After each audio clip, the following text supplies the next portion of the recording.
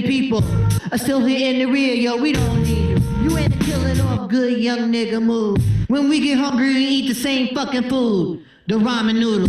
This simple voodoo is so maniacal, reliable to pull a juju. The irony is that this bad bitch in my lap, she don't tell me she make money, she don't study that. She gon' give it to me, ain't gon' tell me run it back. She gon' take the brain away the place she spit on that. The doors are signs with it. Don't try to.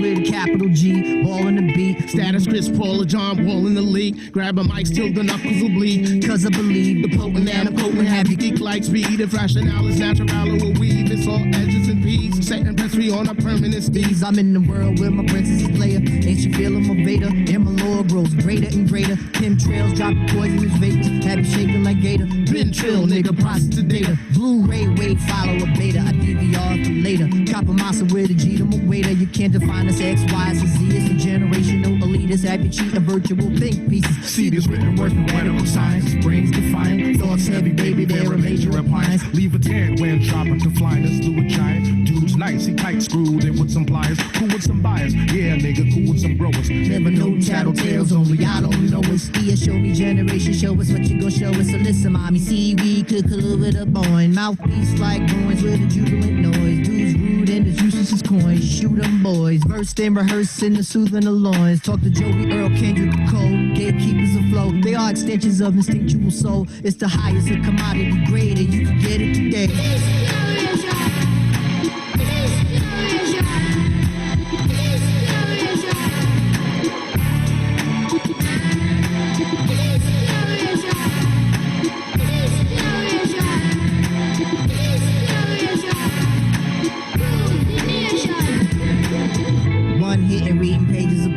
Telly is low, cuddle bunny ready to go. Day of the dead, bury all the zombies instead. And it's just your aftermath, buster cutting your dreads. Bruce Lee and niggas, Ryan niggas, UFC. Smoke tree on niggas, sizzle out your USB. Surge pricing on these Ubers, I'ma give you a cab. Where'd your Roby at? Arriving on impeccable grass, I be in my seat, waiting for that ball to pass. Cash it, been waiting for a Jets title since last. Richard Todd, Bowles, gangrene on that ass. Magic Mike on the mic, David Blaine, Douglas Henning. In the church of Busta Rhymes, it's my sermon, you get it. Horizontal spitting, I'm the exorcist of your witness. Don't interrupt me, nigga. Sorry, that's a sin unforgiven. Like how we be skipping on beats like cooking crack in the kitchen.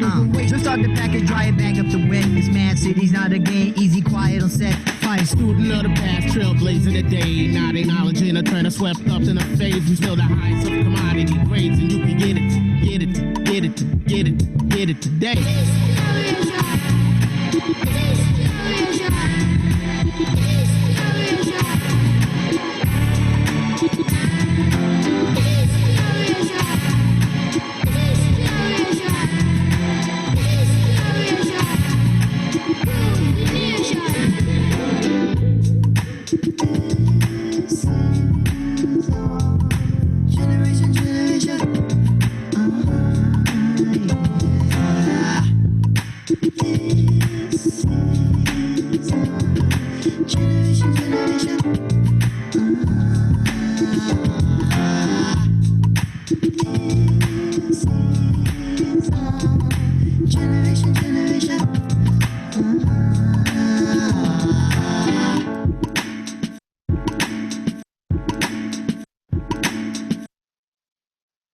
Introducing the most versatile and advanced Chevy Tahoe ever.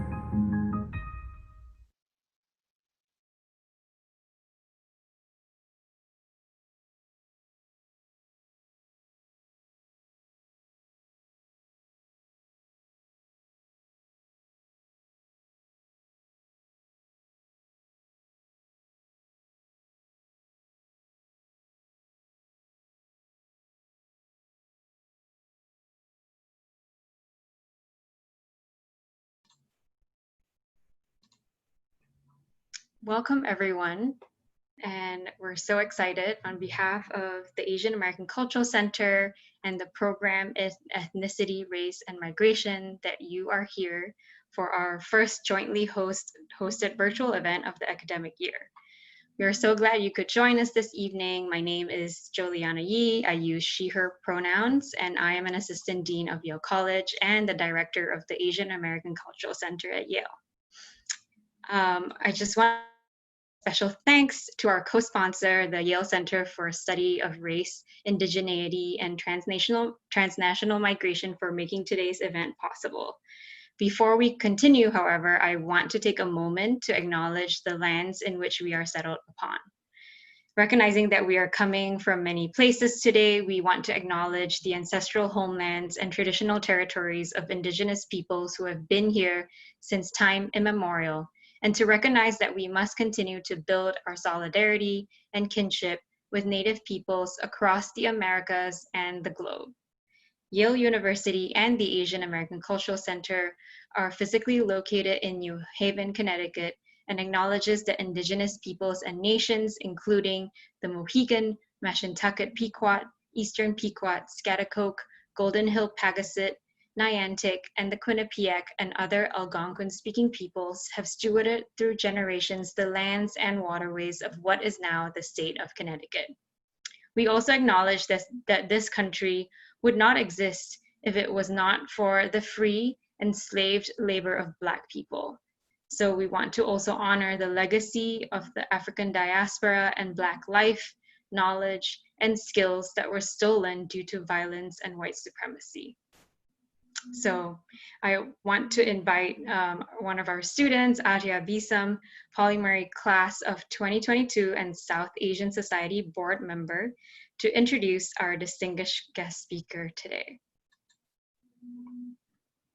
Hi, yeah, it's super exciting to be introducing Hari today. I've watched Hari's comedy since I was younger. My parents have really loved him, and it's really great to see a fellow South Indian occupying a space like comedy. So super excited to be doing this. So for background, Hari Kondabolu is a comedian, writer, and podcaster based in Brooklyn, New York. He's been described by the New York Times as one of the most exciting political comics in stand-up today. In 2018, his Netflix special, Warn Your Relatives, which was fantastic, by the way, was released, and he was named one of Variety's top 10 comics to watch. Hari has released 2 comedy albums, Waiting for 2042 and Mainstream American Comic, with the legendary indie rock label Kill Rock Stars. He's performed on The Late Show with David Letterman, Conan, Jimmy Kimmel Live, John Oliver's New York stand-up show, At Midnight, and has his own half-an-hour special on Comedy Central. He's also a former writer and correspondent on the Chris Rock-produced FX TV show, Totally Biased with Kamau Bell. In 2017, he released his critically acclaimed documentary, The Problem with Apu, on True TV. Hari is a regular on the public radio game show, Wait, Wait, Don't Tell Me. He's also appeared on such notable radio shows and podcasts such as Fresh Air with Terry Gross, WTF with Mark Marone, Two Dope Queens, Morning Edition, All Things Considered, Prairie Home Companion, Wits, Studio 360, and Bullseye. He co-hosted the popular Politically Reactive podcast with Kamau Bell and currently co-hosts the Kondabolu Brothers podcast with his brother Ashok on Earwolf. In the UK, Hari's established himself with appearances on BBC Three's Russell Howard's Good News, Live at the Electric, and Channel 4's 8 out of 10 Cats. Hari attended both Bowdoin College and Wesleyan University, graduating from the former institution with a BA in Comparative Politics in 2004. A former immigrant rights organizer in Seattle, Hari also earned a Master's in Human Rights from the London School of Economics in 2008. He was the NYU's APA Institute's Artist in Resident for the 2014-2015 academic year. So without further ado, I'd love to pass it on.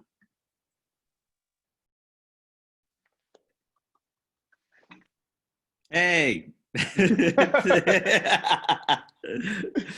Boom.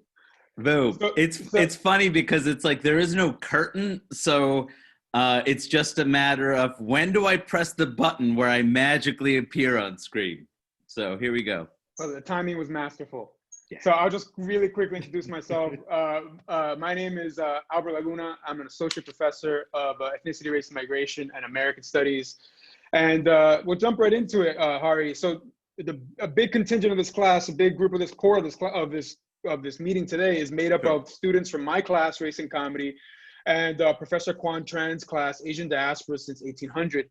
And both of those classes have watched The Problem with Apu. But for those who haven't seen it, I thought we'd start by you just telling us a little bit about the film, motivations, and yeah.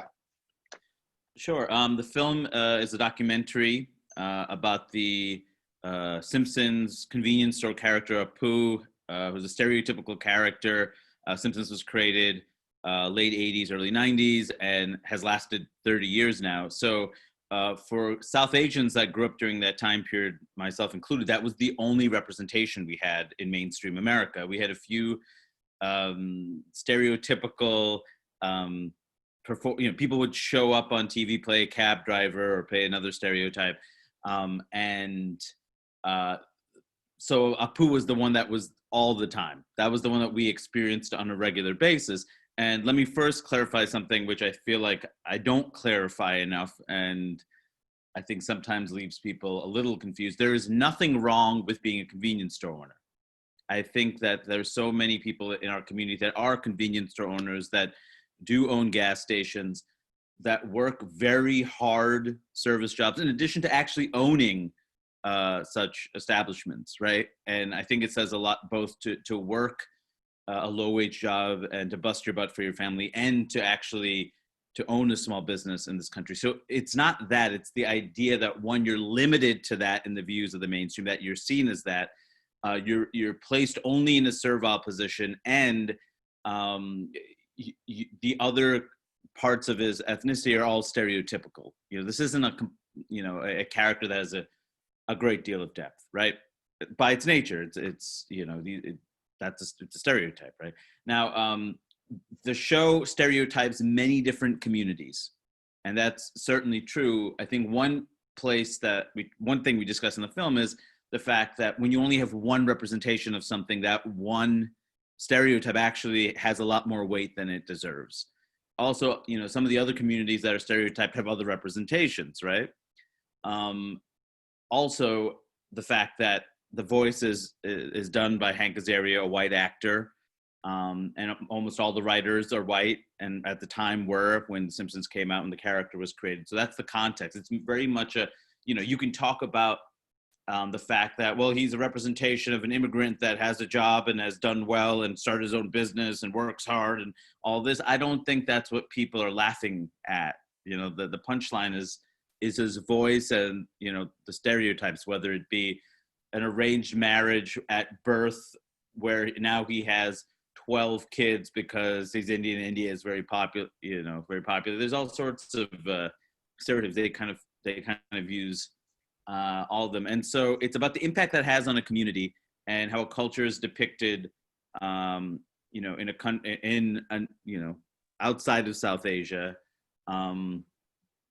It's also about how such decisions get made, because a decision like that, to write a character like this, to voice that character, to have it last 30 years, one is a group decision, right? It has to go through lots of different places for it to be created and passed. And also it's, I've heard there was a Marxist writer, I think, who at the Jacobin, who wrote an article about how he disagrees with me because, this was a character, a funny, positive character who had all these great traits on television. But to me, it's like, yeah, but they're still using a stereotype in order to make money off the stereotype. It's still like, I'm seeing Apu merchandise and dolls and different, it's not simply, 7-Eleven had a whole campaign where they changed into Quickie Marts and had people wearing Apu shirts. Let's not pretend that there isn't, this is solely art and charity. This is capitalism, which I kind of assumed that the Marxists would have picked up on. So, certainly all those factors to me are important, as well as the history of representation in this country, the history of minstrelsy. We had Whoopi Goldberg on the documentary talking about her collection of Black Americana, basically images of blackface and stereotypical advertisements and things like that. And she said she keeps it to remind people that these things existed, that this is part of the history too, and you can't just sweep it under the rug. It's there, and it influences how you viewed us, how you view us today, which I suppose is what the documentary is to me. It's kind of my version of a record, like Whoopi's collection of Black Americana, stereotypical racist Black Americana, that hopefully, kind of stands the test of time, and people can see this is the context we were living in at this time.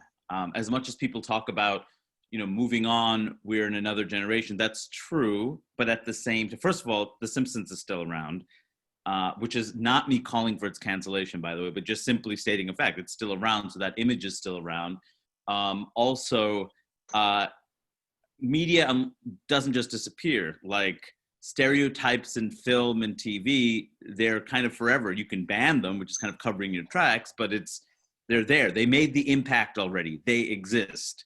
So there's still that you have to, kind of answer for and deal with. In terms of motivations, it's strange. The idea of talking about this first happened in 2012 when I was writing for W. Kamau Bell. He had a TV show called Totally Biased on FX, which was probably 4 or 5 years ahead of its time because we got canceled not that long after the first season.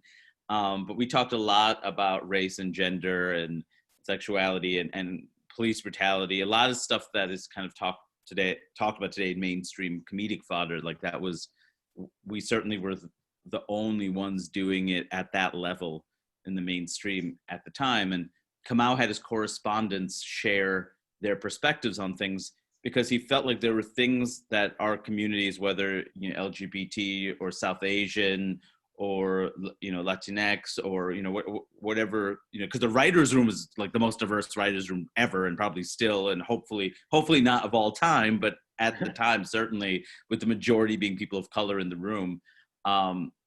He wanted us to speak to stories that we cared about, that affected us, and he didn't want to do it because he felt like it's more genuine and honest if you speak for yourselves instead of me speaking for you. And so Mindy Kaling had just got the Mindy Project, and there was a discussion about me talking about the history of Indian representation, which I initially wrote for Kamau to do, and he said no. And I didn't want to do it because part of me felt like it just said, well, talking about the Apu stereotype and all these things, I mean, it's been done to death, right? And everyone's talked about it. And Kamau's like, nobody's talked about this. What are you talking about? And to me, it's like in the South Asian community, this is old. It's been discussed to death. Creatively, there's not much for me to do with it. It seems very obvious.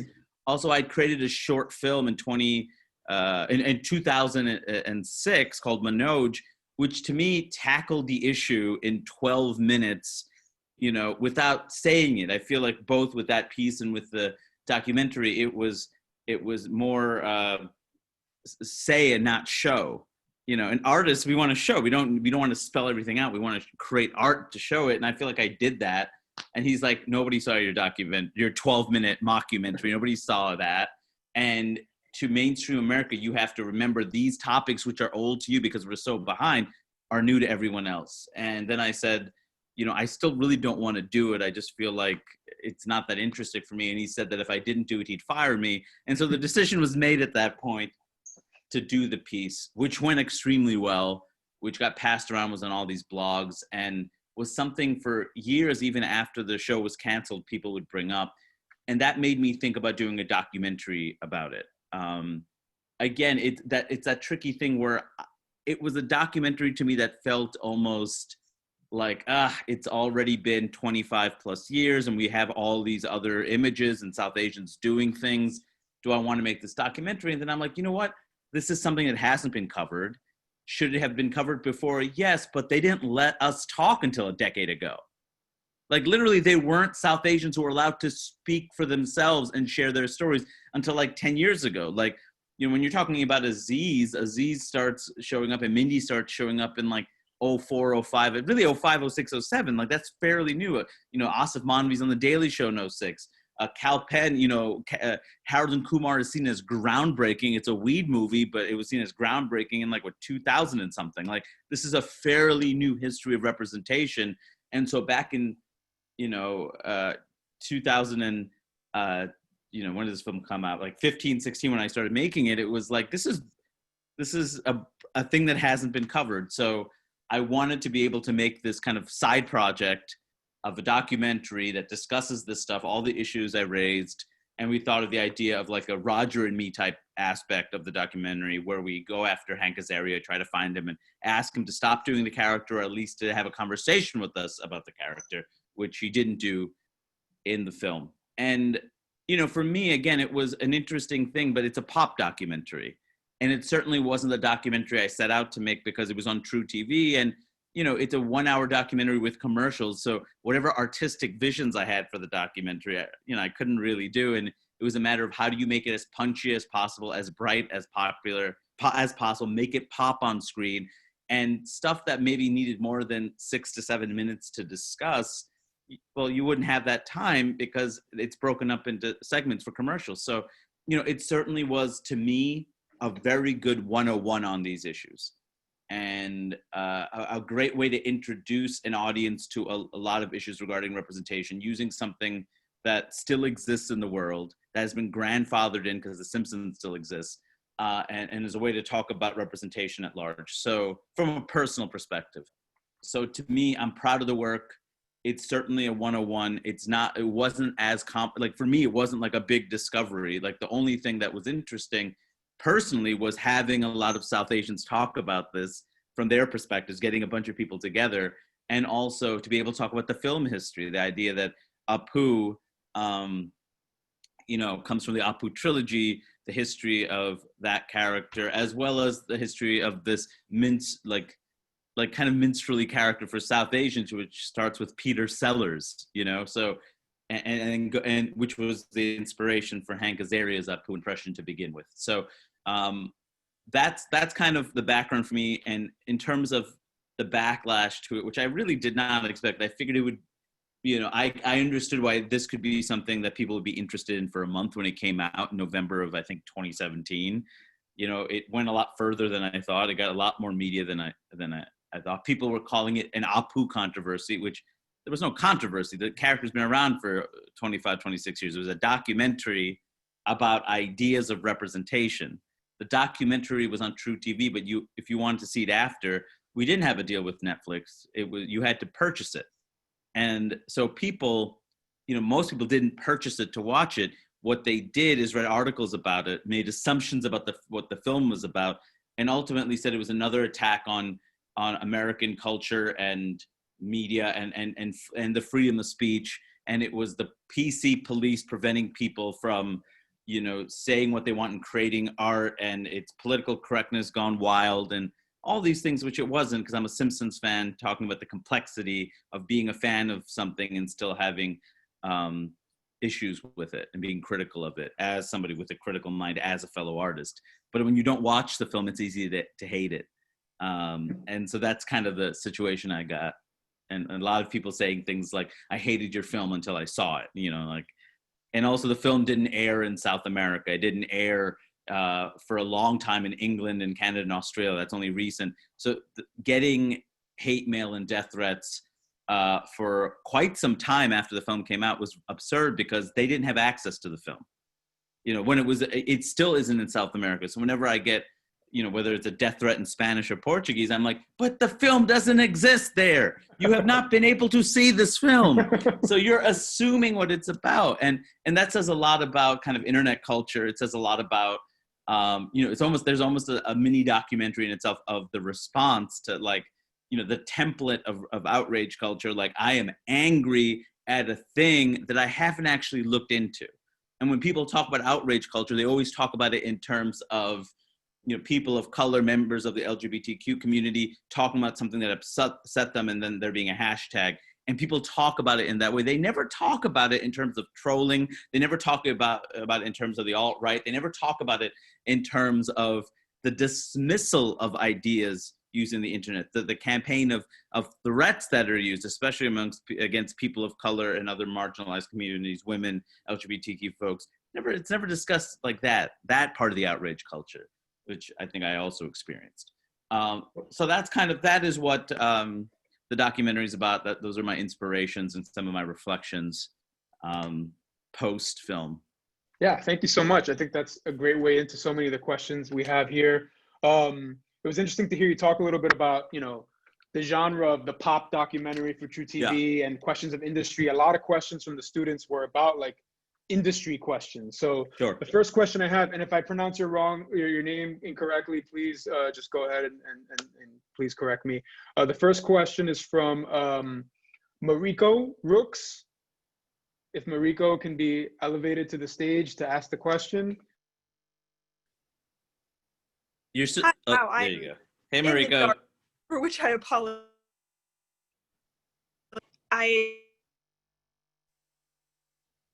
Oh, I think the connection's off. Which is a little bit tougher, but hello? Hey, I can hear you a little bit. It cuts in and out a little bit. Okay, so sorry. Let's see. All right. Hopefully it'll stay alive. But you know, The Simpsons actually did a response episode to your documentary, which is kind of wild, I think, in terms of like making it in a not always great way, like but sort of I was just like, really curious, sort of, you know, how did you feel when you watched that, and sort of did that produce any dialogue with the Simpsons creative team, sort of just how, and also how has that changed your relationship with the show? Because I know you mentioned that you're a fan, but sort of, right, what were all the dynamics at play there? What was going through your head?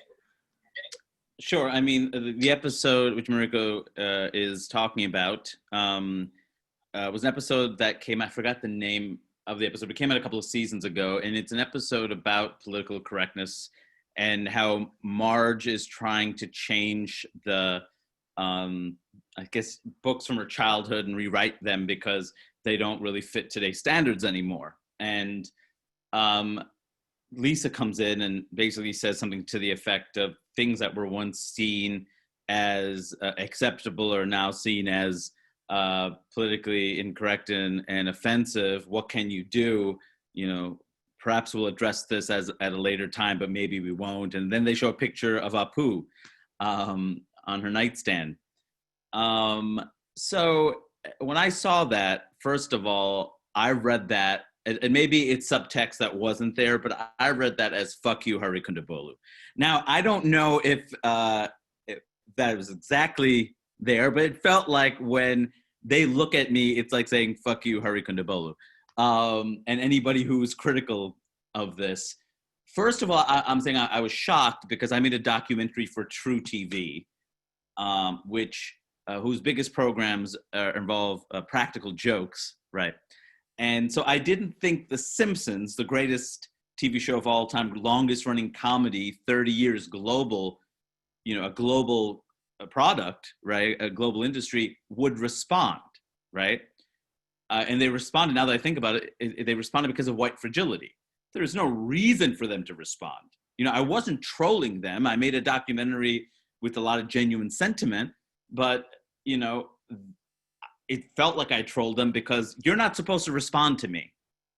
As the one who's in the position of power, this is how people in power work. They have the privilege to not respond because this would have been swept away. It would have gone away. You know, that's just how these things go. They get hot. People didn't see the documentary, right? It's not based on any reality. So whatever fragments they got from it would have gone away. And they kind of kept lighting it by responding and ultimately doing that. And I say white fragility because you are a bunch of rich white men primarily who, you know, are executives mostly, who write the show, have written the show historically, who develop these characters. There is no reason for you to respond, but that means you were hurt by anybody criticizing you. You were hurt by a person of color, even possibly saying something you did might be racist, you know, and me saying might be is being polite. And so you respond in a way that backfires because even Simpsons fans that either didn't agree with my point of view, didn't see the film and hated it, saw the film and didn't agree with it, said, well, that's just shitty because you're breaking the fourth wall and betraying Lisa in order to make this silly point. And I say betraying Lisa because Lisa's character is a social justice warrior. She was that character before such a phrase was even used. We're talking about 30 years of her constantly critiquing Homer and things that are seen as mainstream and popular and adding critical thought, right? That's what Lisa Simpson did. You know, she's certainly was my favorite character and a lot of our favorite characters along with Homer, because Homer's kind of like an Archie Bunker type at times and is ridiculous and hilarious. But Lisa always kind of had that ability to be critical. And they took that away and put her on the side of people saying political correctness, which is inconsistent, which is basically like saying the white creators are upset at what is happening, so we are going to answer outside of the context of the show. And I think there was even an interview with Hank Azaria, who, by the way, has been wonderful about this in terms of educating himself and thinking about like the impact of representation and also the history of race in this country, which I think is commendable, absolutely commendable. You know, he said that he didn't know they had done that. They had written that in after he had done his parts. So, you know, that's a bunch of white dudes feeling heard about something and responding using a national forum. And it honestly, I don't think worked in their favor. I think after all the stuff that happened, I would still say I was a Simpsons fan. And that was the moment that I was like, I've had enough. Like that last, that when like to portray the show, you know, in that way, it kind of like, it reeked of so much privilege and it kind of tainted an element of the show. I kind of was like, this is, if there was a shark to jump, it just jumped a few. So I'm kind of, yeah. So I'll always have my memories, but it doesn't feel the same anymore. So the next question is from Dora, and it's a big picture question, right? About changes since 2017 in the kind of popular culture media landscape. Dora, are you around to ask a question?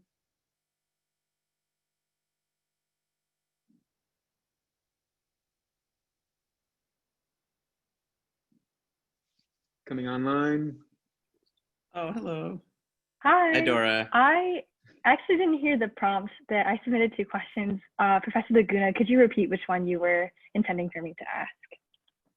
Since 2017, about do you have it in front of you? You want me to? Yes, I do.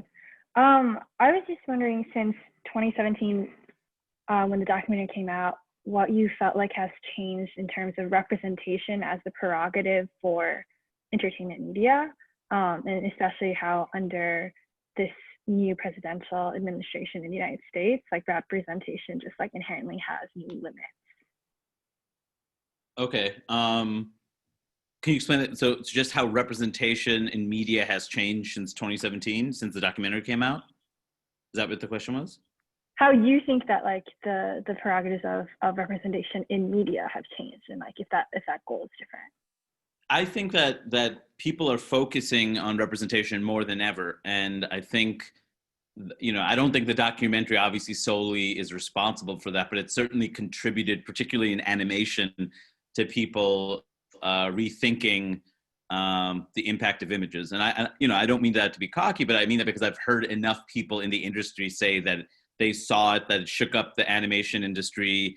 The impact of it was definitely something that a lot of animators thought about.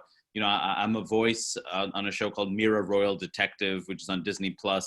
And, you know, they told me, and it's all South Asian characters. It's set in like an imaginary ancient Indian kingdom.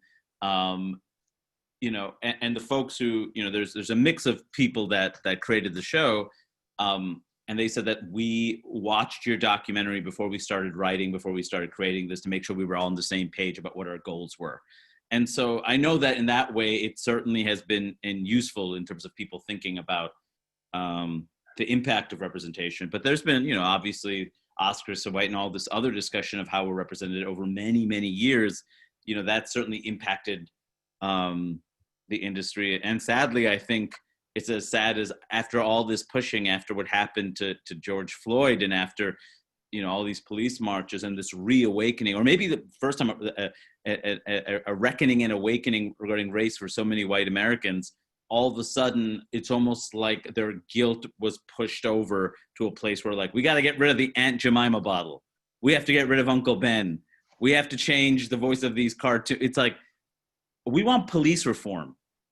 Like, this is it. Like, that's cool, you're doing these things, but this is actually about police reform. It's kind of like, you know, what happened with South Carolina when, you know, that white dude, I'm not going to say his name, but killed all those people at a black church. You know, they started taking Confederate flags down. No, we want gun control. We want you to deal with white supremacy. It's like, these gestures are small gestures that have value, but they aren't the most important thing in the world. All right. This is again, a pop documentary. Representation is important, but it's important because of the impact the representation has. That's why representation is important. About the consequences, big and small, whether it's as small as someone viewing you a little less than the bullying, or on the major level of people choosing to commit acts of violence or not give you opportunities based on what they think you are. That's why representation matters, right? So for them to make these changes now, that's great. We want major reform, defunding, abolishment. We want major change. This is, you know, to me, it feels somewhat disingenuous. And also, a lot of the change that's happened, the increase in representation, some of it has to do with decades of work of people wanting change. It has to do with a generation growing up with more diverse options, with many more people of color. That certainly has an impact. But it also has to do with the change of the marketplace and how capitalism works. I mean, there was a time where there was 3 or 4 major networks, right? When I was growing up, Fox was the new major network. It was ABC, NBC, CBS. You had PBS, which was always suffering for money, and you had Fox. And then you had cable, which you would pay more for, but it was really the major networks had everything. So you're trying to get the biggest piece of that. You're talking about tens of millions of people, if not more, right? And you're trying to get, and to get the biggest piece of, to get those, that TV advertisement money, you're trying to appeal to middle America, to white America, right? That's where you want. So white America finds this funny, you're going to make them laugh with it. You're going to appeal to them, right? This is what they think of these people. You're going to keep feeding that to them. That's kind of the thinking. Now media is so fragmented between cable, between the networks, between all these streaming services, that it doesn't make sense to just do that anymore. You have all these smaller communities that are willing to pay money to watch something, that have an interest in a certain type of representation. So to appeal to them, you know, they're making a program that has more niches, that is more edgy, which is maybe, you know, like whether it's Aquafina show, whether it was Azizia show, whatever, like, it's like, oh, these communities have money too? They're gonna buy things with their money? Oh, Lilly Singh has how many people on YouTube watching her? Well, Lilly Singh didn't need NBC. NBC needed Lilly Singh because it's about money. It's about the fans that she's gonna bring in. So part of it is pure like dollars and cents. Like, if we give these creators money, they'll bring their fans with them and we'll make more money.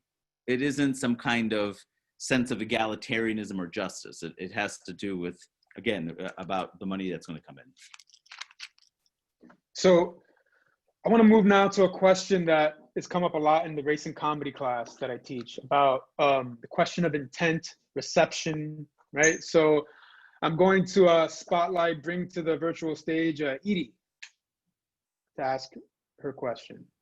Hi, can you hear me? Edie, how are you?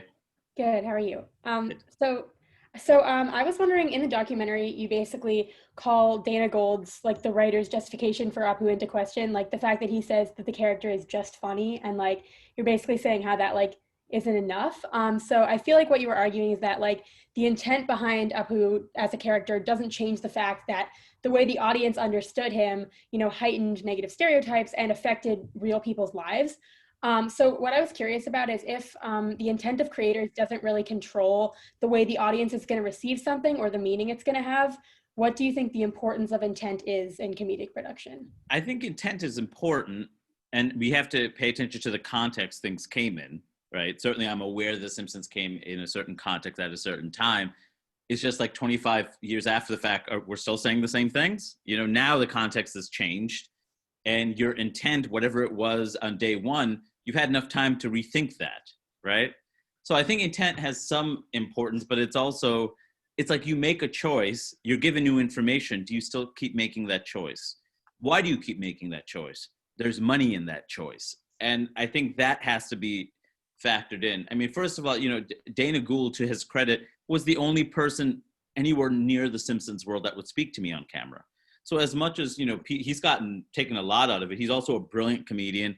He's also somebody, you know, I've looked up to many years. He's really a talented writer and performer. and he's the only one who had the guts to actually say the truth. You know, like people might not want to hear what he said, but it's the truth. That's how that is viewed. That is how that writer's room viewed it. That's how the producers view it. That's an honest take. He didn't BS me, which most people would have. They would have talked around it or not spoken to me at all. You know, I think intent's important, but at a certain point, you have to look at actions, right? Particularly when you're talking about mass media. You know, mass media, especially in a world that it's increasingly diverse, but we're still having, you know, hate crimes. We're still having white supremacist groups. We're still having, you know, white supremacy throughout the various systems of the country. You know, we see what the global North looks like compared to the global South. You know, this all factors in, and how we view people affects, you know, what opportunities they have. It affects their safety. It affects all these things. And knowing this now, and having the opportunity to show, you know, I'm not saying be dishonest, but I'm saying think about the impact of what it is you're putting out. Like, to me, that's essential. Like, if we were living in a time where there are so many different perspectives being represented and everyone had a fair shake, and we live in a more diverse time, I think it's a little different. We could have this discussion in a different way, but that's not where we're at. We're still getting there. And so to ignore that completely is lazy, and it's short-sighted, it's selfish. And certainly I would say, like, it's racist. And it doesn't necessarily mean that people have poor intentions in mind. It's not like they went out like, we're going to hurt all these Indian people's feelings. That's not what it was, you know. And nor am I saying that it's the most devastating piece of racism ever. What I'm saying is that, like, racism doesn't work solely on intent, but what are the results? Who has power? How are other people represented? If we're looking at race in terms of power, that's how you have to see it. I don't think Hank Azaria is a racist person. I don't think the writers on The Simpsons and The Voice, you know, I don't think what we've seen proves that they're racist as individuals at heart, but systemically, they've certainly contributed to that system. Thank you. So, Ali, you're back on. Yeah, I actually had a quick question. This might be a little bit of a difficult one to sort of navigate, but I wanted to ask, you kind of mentioned sort of that recent development and expansion of like South Asian actors and creators in this like TV film space, like Lily Singh, like Asif Mambi, Kal Penn, so on and so forth. And I wanted to sort of ask, do you believe that there's like ways that their contributions have sort of played or leaned into these harmful stereotypes or caricatures, or perhaps even generated their own sort of negative effects in how South Asians or the Asian community in general is viewed by the larger, maybe predominantly white population? That's a really good question. It's a really complicated question. It's a question I've thought about a lot about with Russell Peters' work, because, you know, Russell's a friend, but he's also, you know, he's definitely used a lot of stereotypes, done a lot of voices. I think the answer that, first of all, in the Russell context, and I think in Lily Singh to a lesser degree, first of all, he's the first stand-up that broke. Lily Singh created her own success in a time where there weren't that many, first of all, in terms of Sri Lankan women, my God, but also in terms of South Asian women who could create their own without having other people giving them scripts that they had to work off of. She created her own. Often when you're the first of something, stereotypes unfortunately become a thing people rely on, partly because you're playing to your community. Because first of all, the thing about a lot of these stereotypes, some of the stuff they're saying, the white majority wouldn't have even understood. They wouldn't even have gotten them. So they're playing to an audience that would get it. They're playing to their own, right? Because, like, honestly, if you look at the Simpsons stuff or the Apu stuff, it's very corny stereotypes. It's the stuff that none of us really joke about because it's corny. Our stereotypes are a little more complex because we actually know our culture, so we can go on a deeper level. So, you know, I think both for Russell Peters and for Lily Singh, that's part of it. For Kal, you know, he's an actor who wants to work, and there's no opportunities given to him. So you take that Van Wilder role, right? Because you want to get work. Asif, all these South Asian actors, you're at this crappy position of you're making things maybe harder for your people to get a chance to work with the hopes that someday you'll get work that befits you, of someone with your talent. And so now we're at that time. And if you look at Cal's work and if you look at Asif's work, you see the power that Lilly Singh holds. That sadly had to come in part through a climate where you have to choose: am I gonna do this and have a career, or am I not gonna do this and not have a career? That's really what it comes out to. And I think there's something that is said in the Apu documentary that Ajay Naidu says, because he's taken lots of stereotypical roles, and he says how my choices are: do I not play this and have someone else play it, or do I play and give this character that is undignified some degree of authenticity and dignity that he would not have had otherwise? Is it better for a white guy in brown face to play this?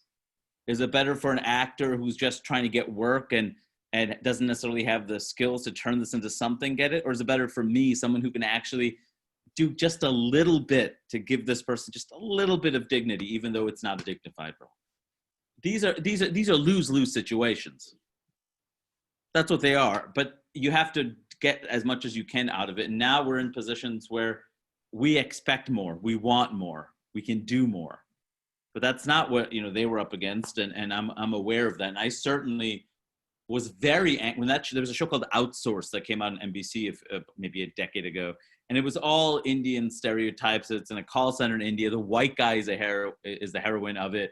The lead South Asian Indian woman is in love with the white guy. It's like every single trope, and I was so mean about it, and I tweeted things that were so mean and said things about the actors that were in it, who now many of which I know and feel terrible about. But I get more now because I've had the privilege of being a stand-up comic who's made my money saying whatever I wanted to say without restriction. These are actors. It's different when you're an actor. You're dependent on other people's writing, and other people's writing is white writing. How do they view us? Or it's South Asian people who are trying to make it in the industry as a writer with the lens of how do they view us? What do they want? I don't need to do that. And so I realize I'm in the privileged state of saying whatever I want to say. What are you going to do? You kick me off stage? You're not going to do that. I filled up your theater. There's hundreds of people here. They made you money because of me. I mean, that's the position of power that you get to be as a stand-up on stage that they didn't have the opportunity to have as actors and, other people trying to make their way.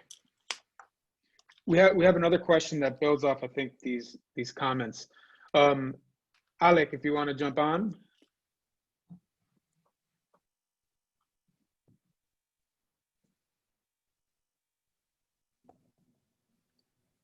Hello, can you hear me? Hey, Alec, how are you? I'm good. Thanks for coming to chat with us. I've been having a lot of Zoom problems, so I'm glad I was able to get this working. I'll read you my question, which I think is very relevant to what you were just talking about.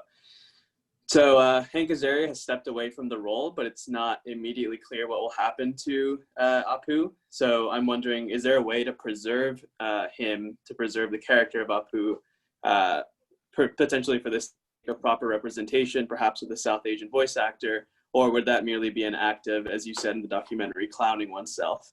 Right. Can proper representation exist on a show that prides itself on mocking everybody? And should this be a point of pride at all for The Simpsons? Well, can you repeat the second question? Sure. The second question is, can proper representation exist on a show that prides itself on mocking everybody?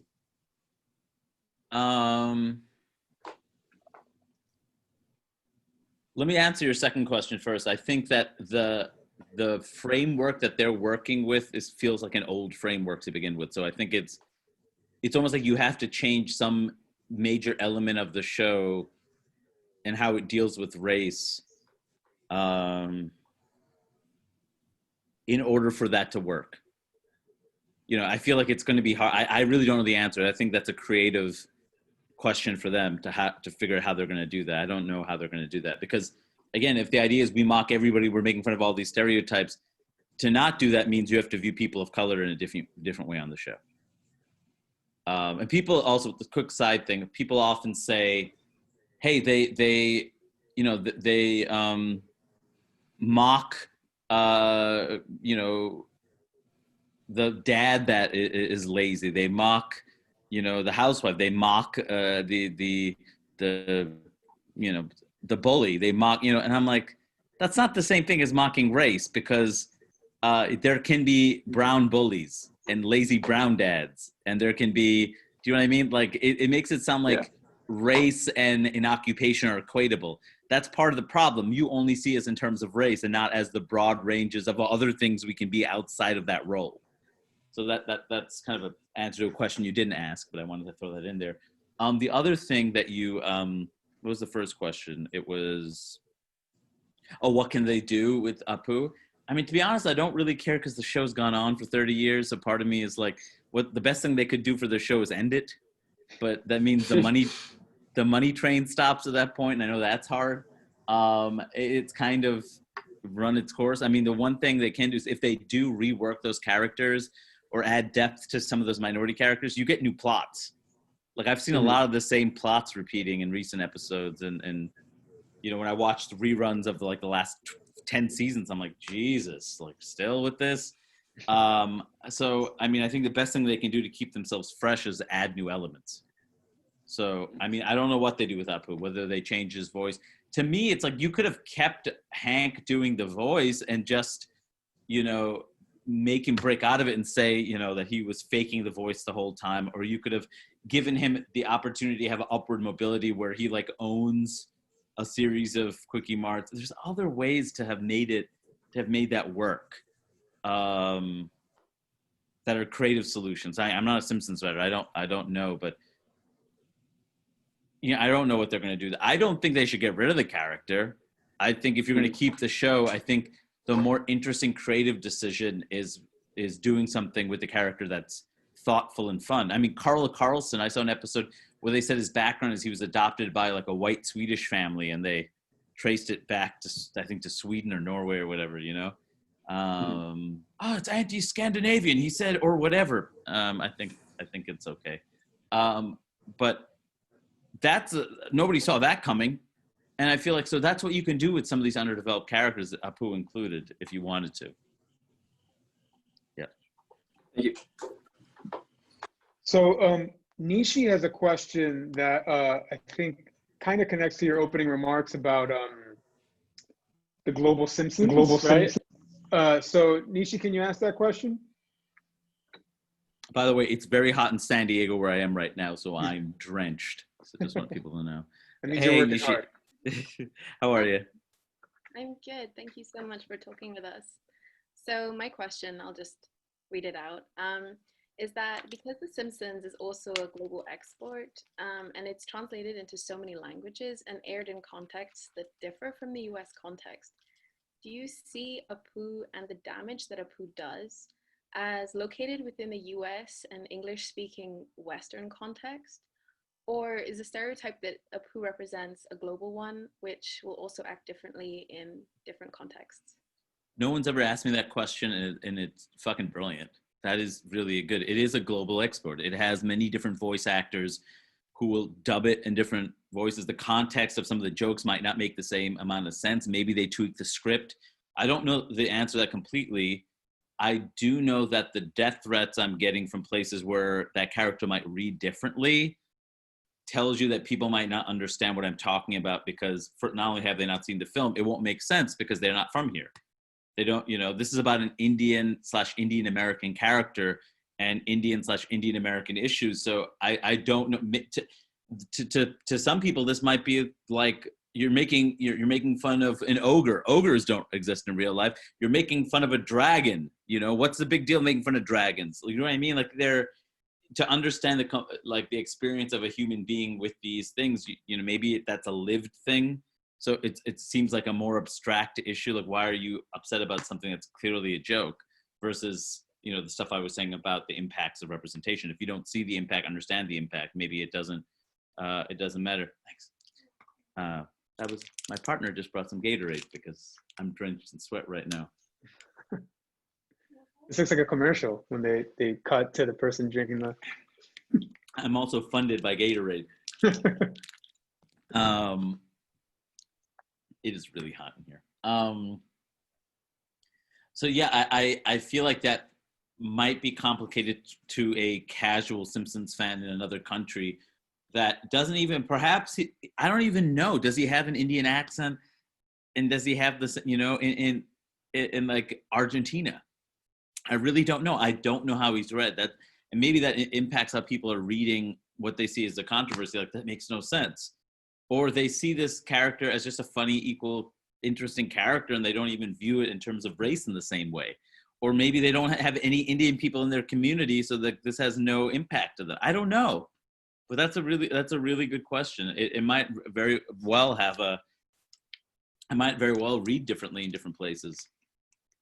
But I really don't know.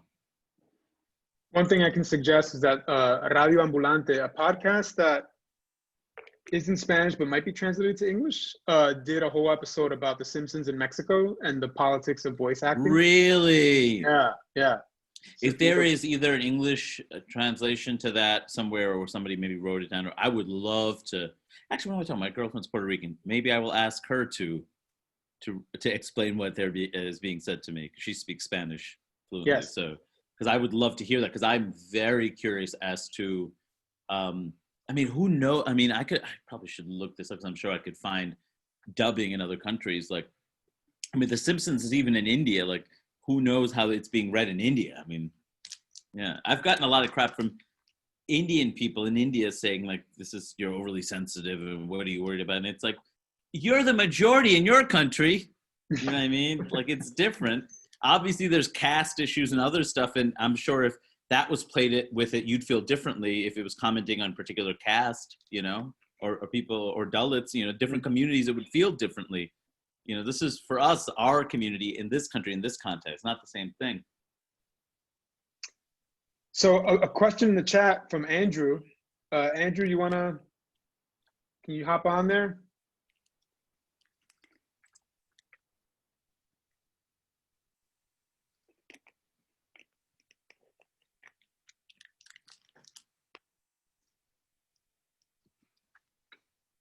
Hi, can you hear and see me? Yes. Hey, Andrew, how's it going? It's going well. How are you? Good. What I wanted to ask is, and I put it in the chat, but as an artist who makes like very clearly personal and political art, how has this response, like both sort of the positive feedback you get and the negative, changed your artistic approach? And also if any of this has changed as your audience has gotten sort of larger, as you've sort of grown in public notoriety? I'll say that's a good question. I think the first thing, it hasn't changed how I do art. It hasn't.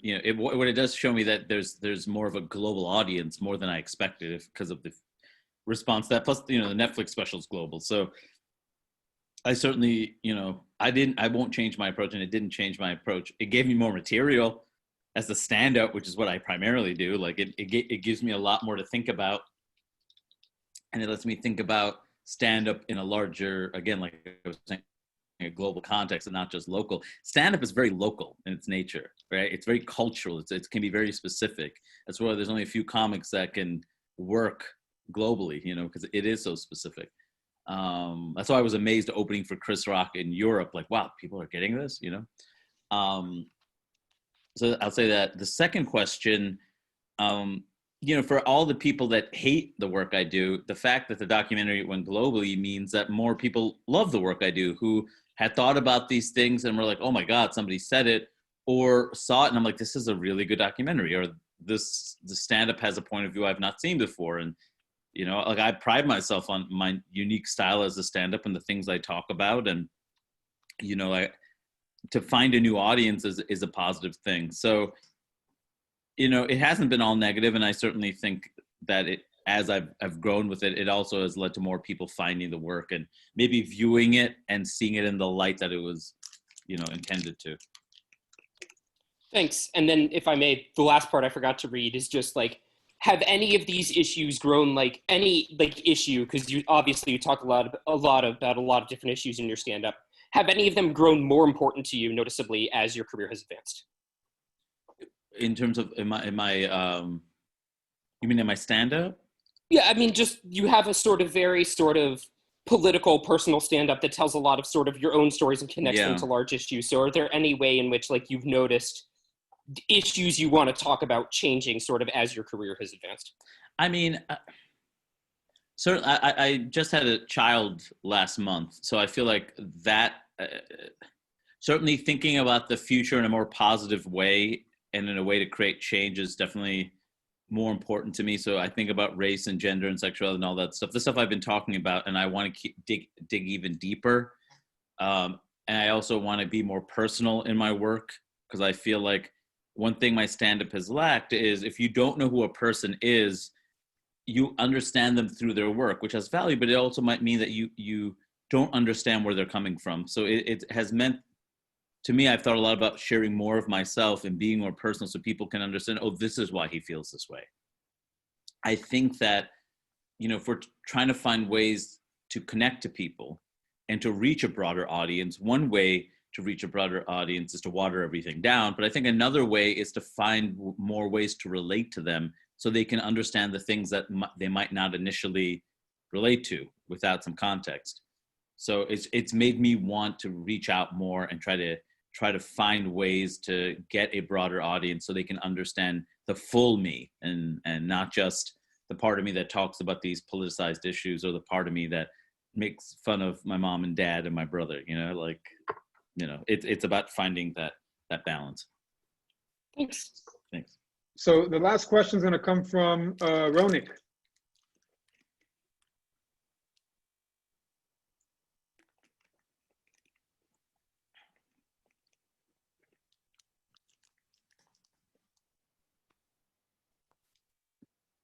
Never felt like such a bro, just sweating profusely, drinking a large bottle of Gatorade. It's very unlike me. This is funny. Ronak. Yeah, Ronak might be having technical difficulties. Yeah, can you guys hear me now? Oh, I can hear you, Ronak.